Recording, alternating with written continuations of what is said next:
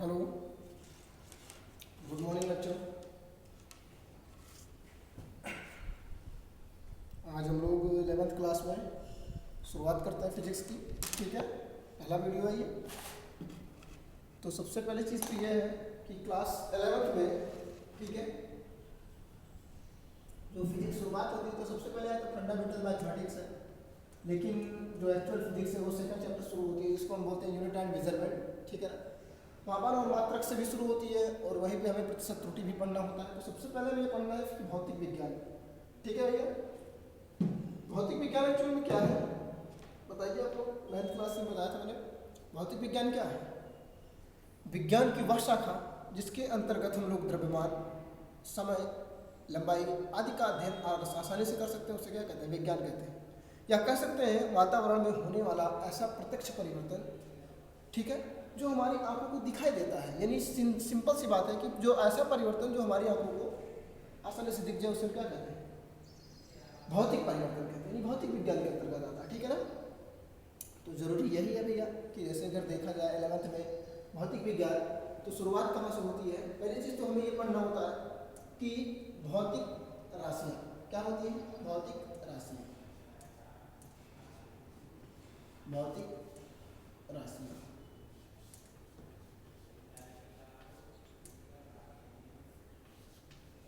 ठीक है भैया, भौतिक राशियाँ क्या है? क्योंकि भौतिक विज्ञान पढ़ते समय अगर हमें भौतिक राशियों के बारे में नहीं पता है तो हम भौतिक विज्ञान का अध्ययन आसानी से नहीं कर सकते हैं। ठीक है भैया, तो जो भौतिक राशियाँ होती हैं ये दो प्रकार की होती हैं। पहला मूल राशि। पहली राशि क्या होती है? मूल राशि। ठीक है, और दूसरी राशि कौन सी है? व्युत्पन्न राशि। दूसरी राशि कौन सी है? व्युत्पन्न राशि। समझ में आया? मूल राशि और दूसरी राशि कौन सी है? व्युत्पन्न राशि। कोई दिक्कत तो नहीं? तो जो मूल राशि है, ठीक है, मूल राशि वो कितने प्रकार की होती है? मूल राशि वह राशि, वह राशि जो स्वयं पे निर्भर होती है, जो स्वयं पर निर्भर होती है। ठीक है ना, वह राशियां जो स्वयं पर निर्भर होती हैं,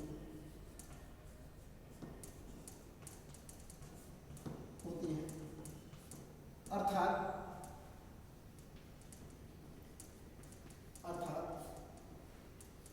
जिन्हें व्यक्त करने के लिए, जिन्हें व्यक्त करने के लिए, जिन्हें व्यक्त करने के लिए किसी अन्य राशि की आवश्यकता नहीं होगी, किसी अन्य राशि की आवश्यकता नहीं होती है। मूल राशि कहलाती है। आवश्यकता नहीं होती है,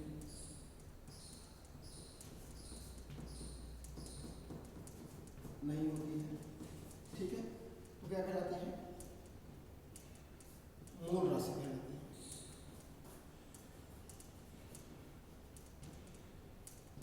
मूल राशि कहलाती है। ठीक है ना, और ये 7 प्रकार की होती है। ध्यान रखना, ये कितने प्रकार की होती हैं? 7 प्रकार की। ये 7 प्रकार की होती है। ठीक है, इसी तरीके से व्युत्पन्न राशि को देख लेते हैं। तो वह राशियां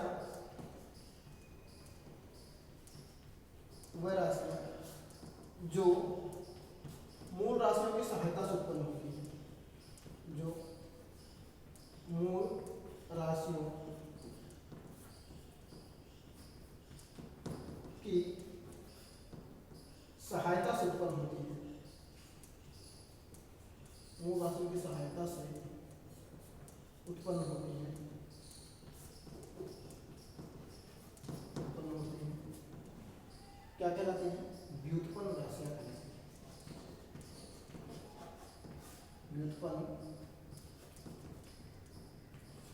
राशियां कहलाती हैं।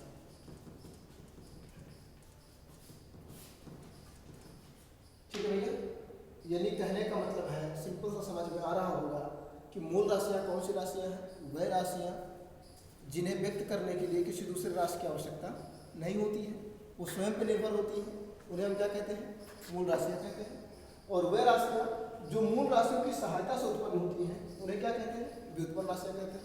ठीक है,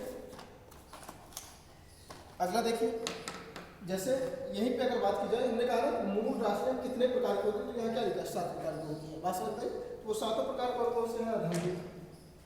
ठीक है, देखो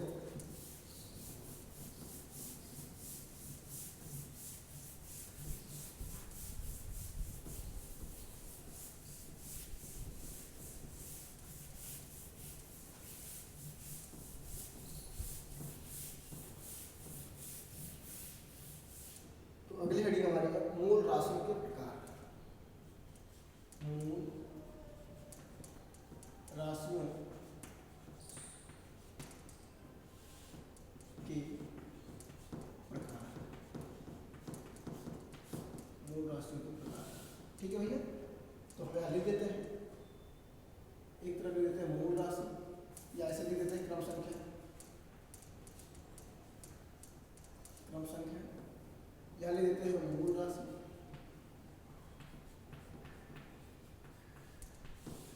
ठीक है, और यहाँ लिख देते हैं मूल मात्रक।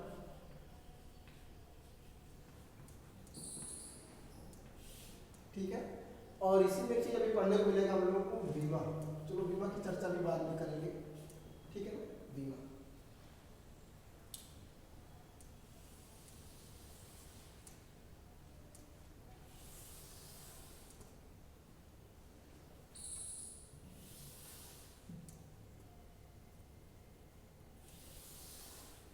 कुछ इस तरीके से हम लोग को भी कॉलम बनाने पड़ेंगे, आप लोग भी नोट कर लीजिएगा भैया।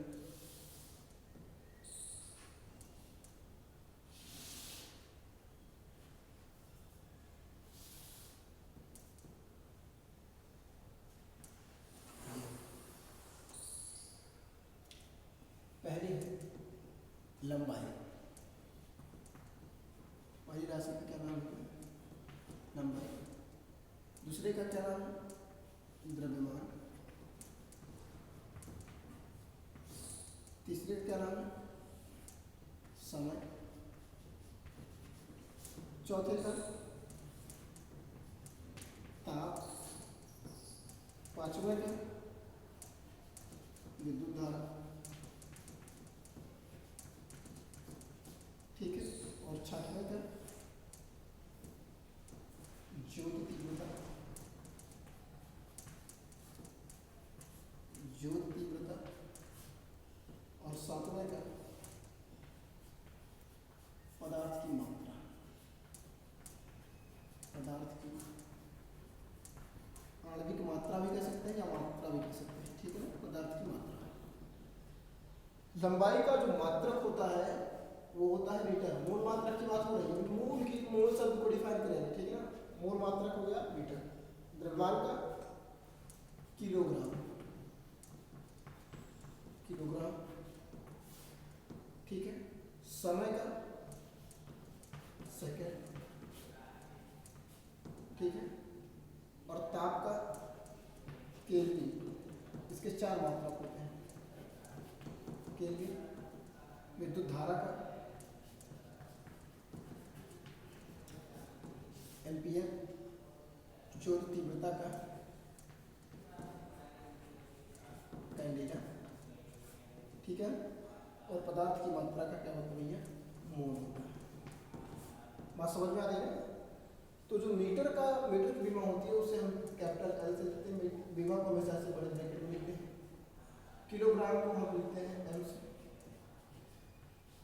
ठीक है, सेकंड को टी से, केल्विन को थीटा से, एम्पियर को ए से, और कैंडेला को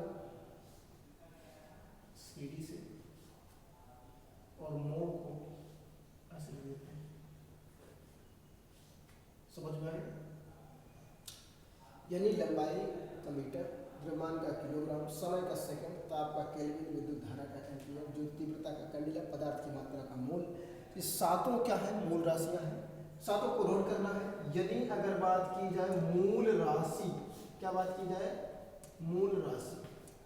देखो ध्यान से, मूल का मतलब होता है जड़। क्या होता है? जड़। मतलब अगर हमें फिजिक्स पढ़ना है तो मूल राशि जरूरी है। और मूल राशि का मतलब क्या है? फिजिक्स की जो पूरी की पूरी जड़ है, ये सातों में ध्यान रखना। सातों को तैयार करना, नोट करो जल्दी, आगे चलते हैं।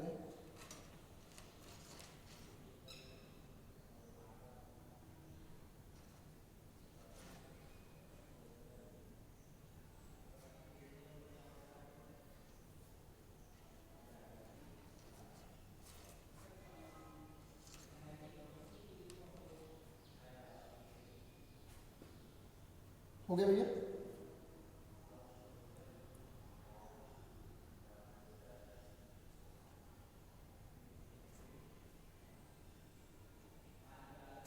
हो गया ना? चलो देखो, अब अगर बात की जाए मूल राशि की और मूल मात्रक की, देखो एक तरीके से क्या होता है कि मूल राशि और मूल मात्रक अलग अलग होते हैं। जो मात्रक है इसकी पद्धतियां होती हैं, इस चीज़ को हमेशा ध्यान रखना। मात्रक की जो पद्धतियां होती हैं, ठीक है, आइए ध्यान देते हैं कौन कौन सी है।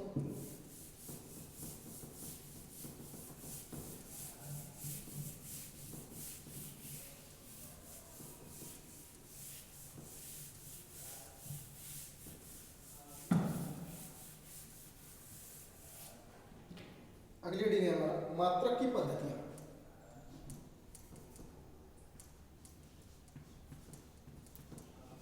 मात्रक की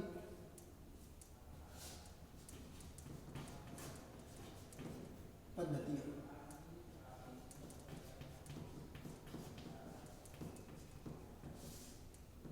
ठीक है। तो कौन कौन सी पद्धतियां हैं? तीन है। बात समझ में आई ना? जो मात्रक की पद्धतियां हैं वो कितनी है? तीन है। पहली कौन सी है? एमकेएस। क्या है? एमकेएस। दूसरी पद्धति का क्या नाम है? सीजीएस। तीसरी पद्धति का क्या नाम है? एफपीएस। चौथी पद्धति का क्या नाम है? एमकेएसए पद्धति, कभी कभी मिलती है, ठीक है। तो जो एमकेएस पद्धति है, पूरी फिजिक्स से पढ़ेंगे एमकेएस में, तो एम का मतलब होता है मीटर, ठीक है। के का मतलब किलोग्राम, किलोग्राम, और एस का मतलब होता है सेकंड, सी का मतलब सेंटीमीटर, ठीक है। जी मतलब ग्राम, और एस का मतलब सेकंड, ठीक है। एफ का मतलब फुट, पी का मतलब हो जाएगा भैया पाउंड, और एस का मतलब क्या हो जाएगा? सेकंड, ठीक है। एम का मतलब हो जाएगा मीटर, किलोग्राम, किलोग्राम, सेकंड, और एम्पियर। समझ में आ गई ना? ये कितनी पद्धतियां हो गई? चार पद्धतियां, जिसमें से हमें मेन पढ़ना है एमकेएस सिस्टम, ठीक है। एमकेएस में जितने भी मात्रा होंगे हमें इसी पे थोड़ा ध्यान देना है, ठीक है ना। आइए अब पढ़ते हैं थोड़ा सा मापन। क्या पढ़ते हैं? मापन।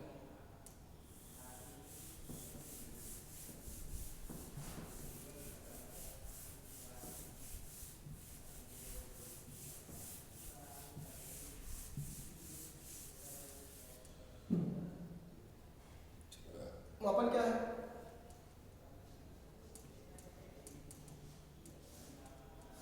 ठीक है ना। मापन, अगर कोई पूछे मापन किसे कहते हैं तो क्या बताओगे? नहीं बताओगे? क्या बताओगे? किसी वस्तु को नापना ही मापन कहलाता है। किसी वस्तु को नापना ही क्या कहलाता है? मापन कहलाता है। नहीं भैया, ये तो भाई लैंग्वेज है।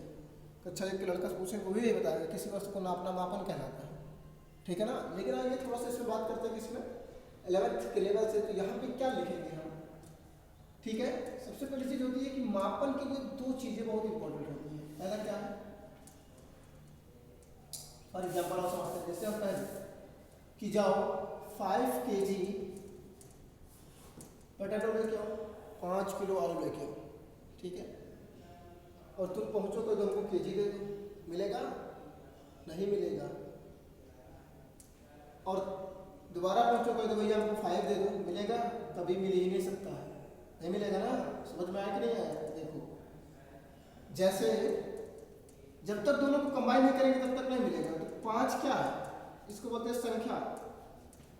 क्या बोलते हैं? संख्या। और केजी क्या है?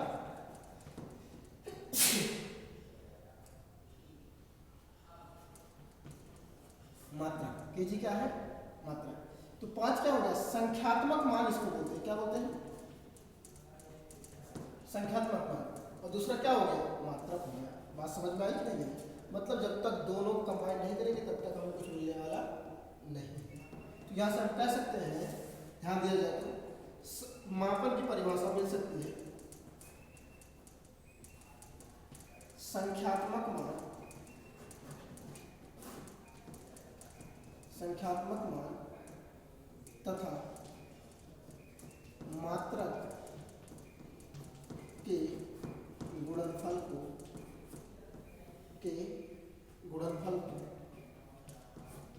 मापन कहते हैं। समझ में आया कि नहीं? क्या कहते हैं भैया? मापन कहते हैं, ठीक है। तो मात्रक तो समझ में आ गया। मात्रक क्या है?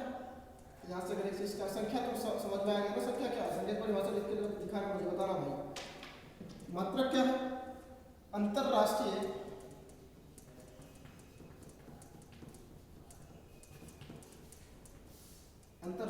स्तर पर, अंतरराष्ट्रीय स्तर